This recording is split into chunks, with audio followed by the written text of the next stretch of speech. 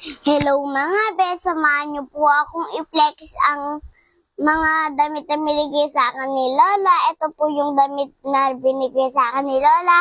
And ito po yung binigay sa akin na dress friend ko na si Miles. Tara, samahan niyo po akong isukat. Uunahin ko na nga po pala isukat yung binigay sa akin na damit ni Lola Maribel. Opak, sino ko dyan girl? Mahiwagan sa lamin, kailan kanya aaminin. Ganyan tunay na pagtingin. Ang susunod ko naman pong isusukat is itong binigay sa akin ni Miles. Ako'y dalagang Pilipina, yeah. That's my mini vlog for today's video. Don't forget to follow my page, watch, like, and share. Bye-bye!